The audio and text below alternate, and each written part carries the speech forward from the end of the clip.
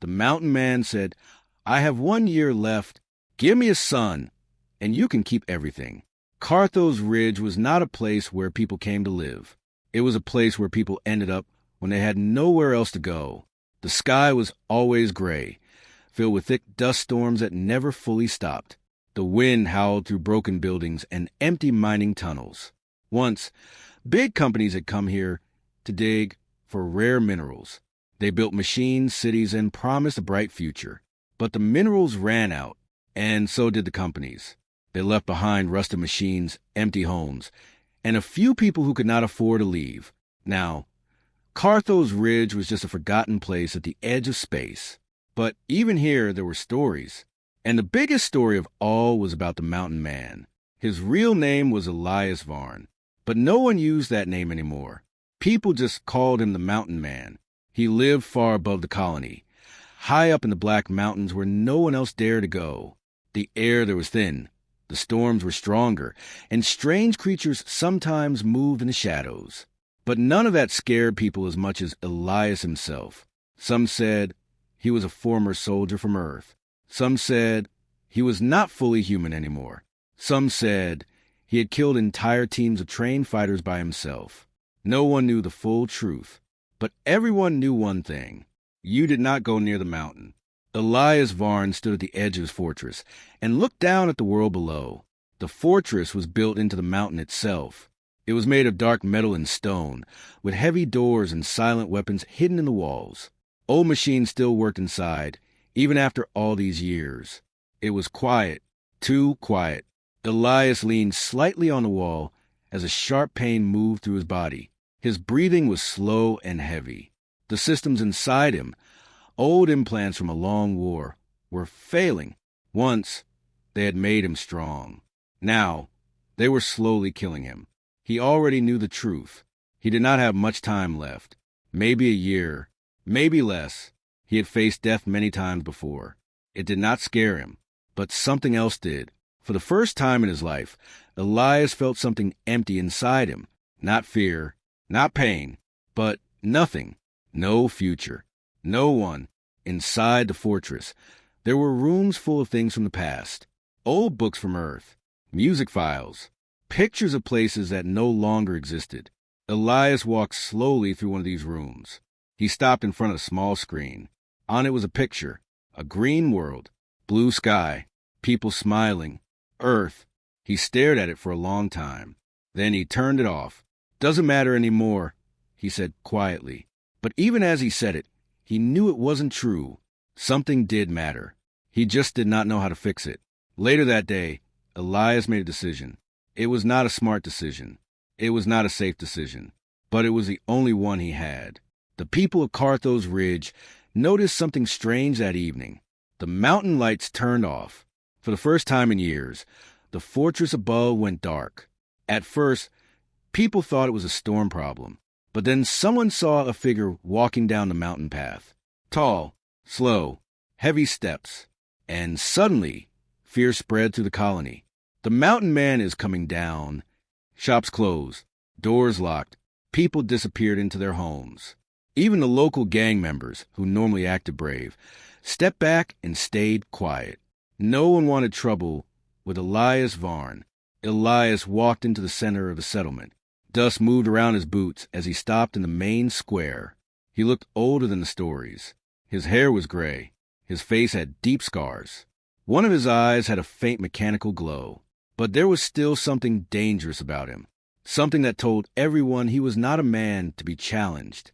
He looked around at the people hiding behind doors and broken windows. Then he spoke. His voice was calm, but it carried across the entire square. "I have 1 year left." The word shocked everyone. People slowly started looking out again. Did they hear that right? 1 year? Elias did not move. "My body is failing," he continued. "My systems are breaking down. I will be dead soon." No one said anything. No one laughed, because they believed him, and because, if he was telling the truth, then something very big was about to happen. Elias took one step forward. "I don't need help," he said. "I don't need medicine." He paused, then said something no one expected. "I need a son." The silence that followed was heavier than anything before. People looked at each other, confused, shocked. Some thought they misunderstood. But Elias was not finished. "Give me a son," he said clearly, "and you can keep everything I own." Now the crowd reacted. Whispers spread quickly. Everything? His fortress? His weapons? Everyone knew what he had up there. Advanced technology, food systems, defense systems strong enough to stop entire attack teams. It was more power than anyone on Carthos Ridge had ever seen. Elias looked at them one by one. 1 year, he repeated. "That's all I have." Inside the crowd, many people started thinking. Some were scared. Some were tempted. But no one stepped forward, because something about this deal felt wrong. Too easy. Too dangerous. Elias was not a man who gave things away for free. There had to be a reason. There had to be a hidden cost. At the edge of the crowd stood a young woman. Her name was Maracade. She was a scavenger. A pilot when she had a working ship. A survivor. Her clothes were worn, her hands rough, and her eyes sharp. She had seen too much of Carthos Ridge to believe in luck. But she also knew opportunity when she saw it. She looked at Elias carefully. He did not look like a man lying. He looked like a man at the end of something. Elias waited. Minutes passed. No one moved. No one spoke. The deal hung in the air like a storm waiting to break. Finally, Elias turned slightly. "Then I will ask again tomorrow," he said. He began to walk away. Slow, heavy steps, as if he already expected the answer to be no. Mara watched him go. Her mind was racing. A year, a child, and then everything he owned. It sounded simple. But nothing on Carthos Ridge was ever simple. Still, what did she have now? Nothing. No safe home. No future. Just survival from one day to the next. She looked at the mountain, at the dark fortress far above, then back at Elias. He was almost out of the square now. Almost gone. "Wait!" The word came out before she fully decided. Elias stopped. Slowly, he turned around. The entire crowd turned with him. All eyes went to Mara. She stepped forward. Her heart was beating fast, but her face stayed calm. "I'll do it," she said. The square went completely silent again. Elias studied her, not like a man looking at a woman, but like a soldier studying a situation. Careful, cold, but not unkind. "You understand the deal?" he asked. Mara nodded. 1 year, she said. "I give you a son. When you're gone, everything is mine." Elias held her gaze for a few seconds, then gave a small nod. Then "Come with me." People watched as Mara walked past them. No one tried to stop her. No one spoke, because everyone knew her life had just changed forever. As they left the settlement, Mara looked up at the mountain. It seemed even bigger now, more dangerous, but also full of something she had never had before, a chance. Beside her, Elias walked in silence, but for the first time in a long time, he was not completely alone. And high above them, the fortress lights slowly turned back on, like something had just awakened. The climb to the mountain was not easy. The path was narrow and broken, with sharp rocks and deep drops on both sides. Cold wind pushed against Mara as she followed Elias upward. The higher they went, the harder it became to breathe. But Elias did not slow down. Even with his weak body, he kept moving like he had done this 1,000 times before. Mara noticed something. He was in pain. She could see it in the way his shoulders tightened sometimes, in the way his hand would press lightly against his side. But he never complained. He never stopped. That told her something important.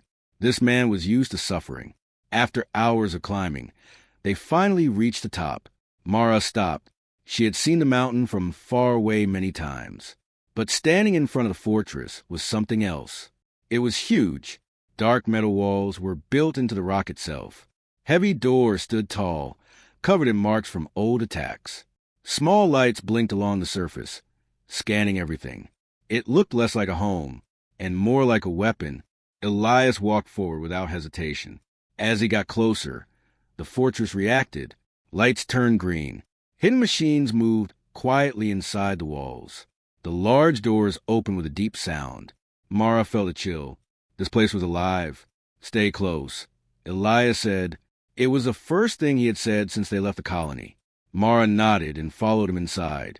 The inside of the fortress was not what she expected. She thought it would be cold and empty, but it wasn't. There was light everywhere. Soft white lights filled the halls. The air was clean. The floors were smooth and warm under her boots.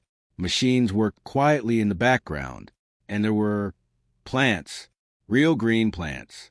Mara stopped and stared. Food systems, Elias said, noticing her reaction. Hydroponics. She walked closer to one of the plants. She had not seen something this alive in years. Everything here, you built it? She asked. Not everything, Elias replied, but I fixed what others left behind. He showed her around slowly. There were rooms for storage, rooms for control systems, and rooms filled with old data. One room made Mara stop again. It was full of screens and small devices, pictures, videos, words she could not fully understand. What is this? She asked. Elias stood in the doorway. Earth, he said. Mara looked back at the screens. Earth is real, she asked. Elias looked at her. For a moment, something changed his eyes. Yes, he said quietly. It was... Days passed. Mara stayed. At first, everything felt strange. Too quiet. Too safe. She was used to danger every second of her life. But here, nothing attacked. Nothing broke. Nothing failed. Elias gave her a room. Simple but clean. More than she had ever had before. He did not treat her like property. He did not act like he owned her. Instead, he kept distance. They spoke only when needed. And when they did, it was short, cold, careful. But slowly, things began to change. Elias started teaching her. At first, it was small things. How to use the systems in the fortress. How to read basic data screens. How to understand warning signals. Mara learned fast. She had always been smart. She just never had the chance to learn like this before. Then came training. Real training. Elias showed her how to fight properly. Not just survive. Fight. How you move matters, he said one day, correcting her stance. Energy is limited. Use it well. Mara tried again. Faster. Better. Elias gave a small nod. Good. That one word meant more than she expected. One night, during a strong storm, the power outside flickered. Mara found Elias sitting alone in the control room. The storm lights flashed across his face. You don't sleep? She asked. Not much, he replied. She stepped closer. Why me? She asked suddenly. Elias did not answer right away. The storm grew louder outside. Finally, he spoke. You were the only one who stepped forward. That's not a reason, Mara said. Elias looked at her. It is for me. Weeks turned into months. Mara's body changed. She knew what it meant. The child was growing. Elias noticed too, but he did not say much. He just started working harder, fixing systems, checking defenses, preparing. One day, Mara followed him into a part of the fortress she had not seen before. It was deeper, more secure. The walls were thicker. What is this place? She asked. Defense Corps, Elias said. He opened a panel. Inside were advanced systems, far beyond anything in the colony. These can stop a full attack, he said. Mara looked at him. Why show me this? Elias closed the panel. Because soon, he said, this will be yours. Mara felt something strange. Not fear, not excitement. Something else. Responsibility. That night, she could not sleep. She walked through the quiet halls of the fortress. Everything felt different now. This was not just a deal anymore. It was something bigger. She found Elias again. This time, he was in the Earth room, looking at an old image. Green fields. Children running. Mara stood beside him. Is that what it was like? She asked. Yes, Elias said. Why did you leave? Elias was silent for a long time. Then he answered. I was sent. For war, she asked. Yes. And you never went back? No. Mara looked at him. Do you regret it? Elias did not answer, but his silence was enough. Mara looked down at her hands, then spoke softly. Why a son? Elias closed his eyes for a moment. When he opened them, they looked tired. "Because I don't know how to raise anything else," he said. Mara frowned slightly. "That doesn't make sense." Elias gave a small, weak smile. "No," he said, "it doesn't." Time moved forward. The connection between them changed. They still did not speak much. But the silence was different now. It was not cold anymore. It was understood. Mara trained every day. She learned how to use weapons, how to control defense systems, how to survive not just outside, but anywhere. Elias watched, guided, corrected. He was not just preparing her to live. He was preparing her to lead. One evening, as the sun tried to break through the dust clouds, Mara stood at the edge of the mountain. She looked down at Carthos Ridge. It seemed small now, far away, weak. Behind her, the fortress stood strong, alive, waiting. Elias walked beside her. "You miss it?" he asked. Mara shook her head. "No," she said. Then after a moment, "But I remember it." Elias nodded. "That matters more." Far below, in the shadows of the broken colony, someone else was watching the mountain, watching the lights, watching the fortress, and waiting. The mountain was quiet, too quiet. Mara stood in the main control room, looking at the wide screen that showed the outside world. Thick gray clouds moved slowly across the sky. Snow had started to fall earlier than usual, covering the sharp rocks in white. Everything looked calm, but she had learned something from Elias. Calm never lasted. "Something is wrong," she said. Elias stood behind her, one hand resting on the console. His face looked more tired than before. The lines on his skin were deeper, and his breathing was slower, but his eyes were still sharp. "Say it," he replied. Mara pointed at the screen. "Too quiet," she said. "No movement, no signals. Even the usual scavenger drones are gone." Elias watched for a few seconds. Then he nodded once. "Yes," he said. "They're hiding." Mara turned to him. "Who?" Elias looked at the mountains in the distance. "People who know I'm dying." The news had spread. It always did. There were traders, smugglers, and spies across many worlds. Someone had heard Elias's words in the colony. Someone had carried that story far away. And now others were coming. Not for him, for what he had. Elias moved quickly. "Come," he said. Mara followed him to the halls. This time, she knew where they were going. The defense corps. Inside, the machines were already waking up. Lights turned from blue to red. Soft warning sounds filled the room. Elias started pressing commands. "Outer sensors active," he said. "Thermal scans movement confirmed." Mara stepped closer. "What do you see?" Elias brought up the data. Small shapes appeared on the screen. Far away, but moving fast. "Drop pods," he said. Mara felt her chest tighten. "How many?" Elias zoomed in. More than enough. The first impact came seconds later. The ground shook. A loud crash echoed through the mountain. Then another, and another. The attack had begun. Outside, metal pods smashed into the snow-covered slopes. The doors of the pods exploded open, and armed figures rushed out. They wore dark armor. Corporate mercenaries. Fast, trained, dangerous. They moved toward the fortress like a wave. "Defense systems online," Elias said. He pressed one final command. "Now." The mountain came alive. Hidden guns opened fire from the walls. Bright energy beams cut through the falling snow. Explosions lit up the sky. The first wave of attackers did not even reach the gates. They were destroyed in seconds. Mara watched the screen. "They're finished," she said. Elias shook his head. "No." More pods fell from the sky. More attackers. Better equipped. Smarter. They spread out, using the terrain for cover. Some began targeting the defense systems.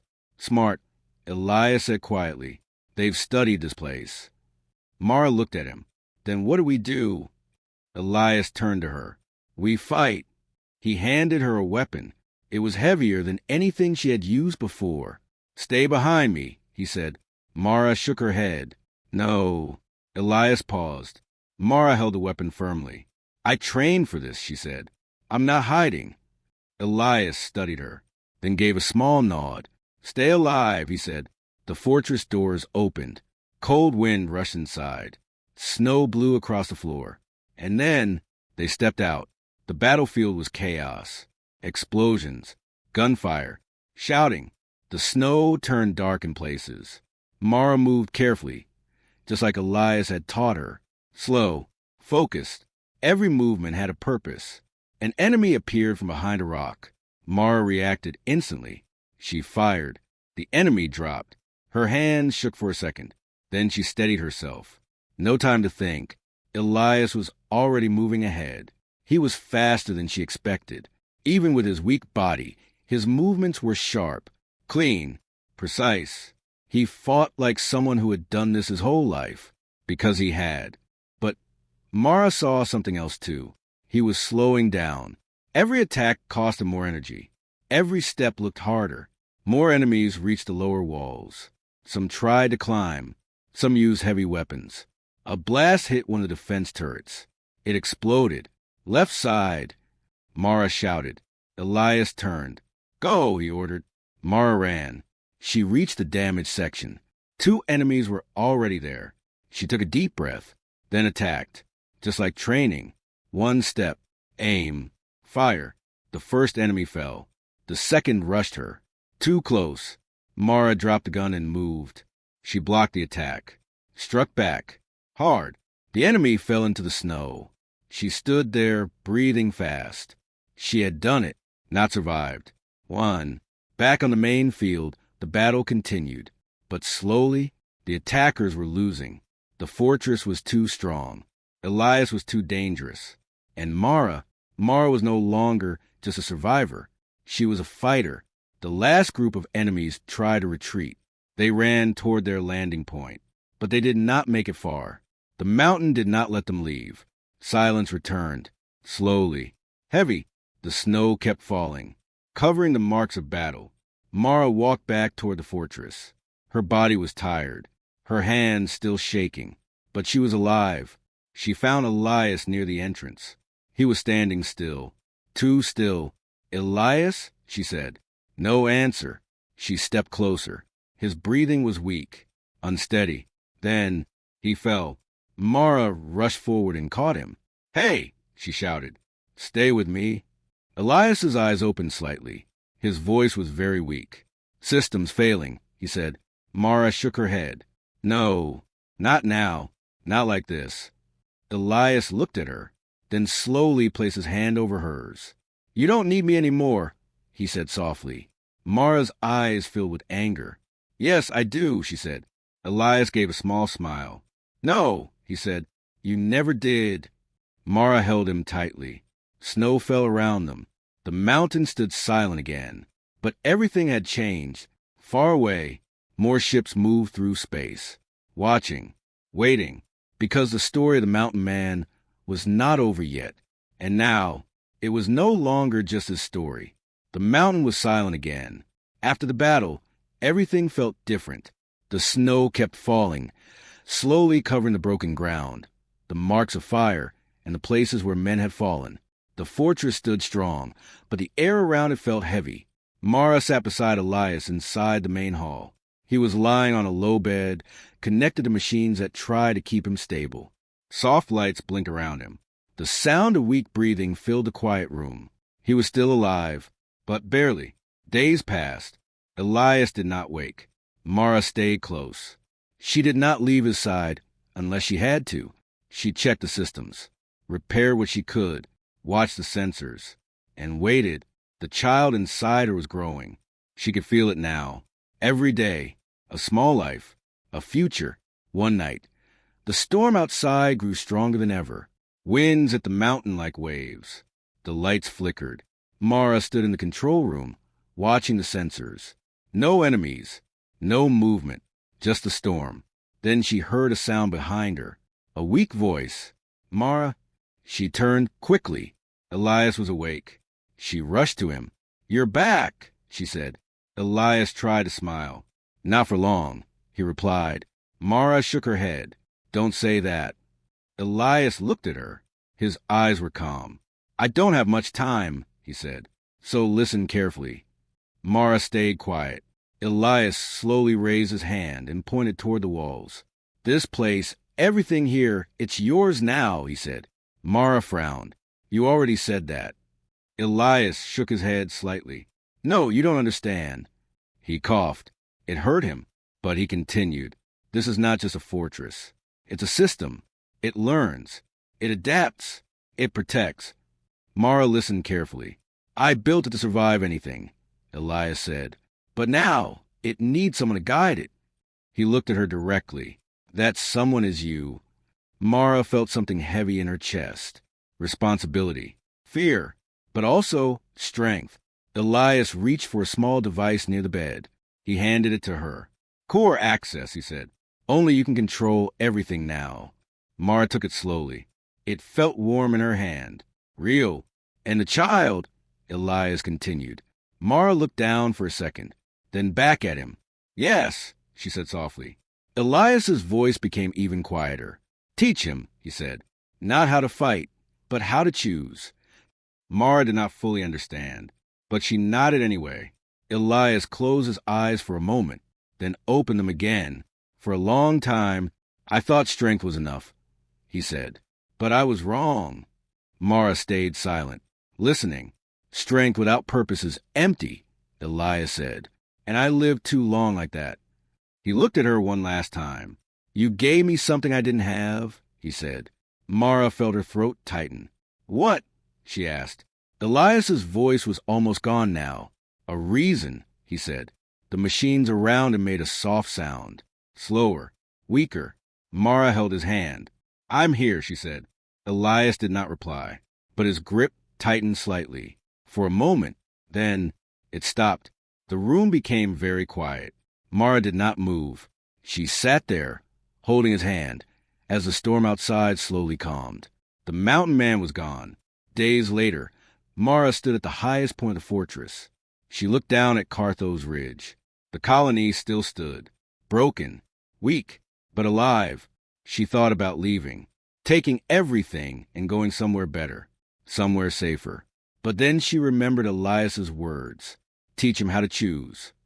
Mara looked back at the fortress, at the systems, at the power it held.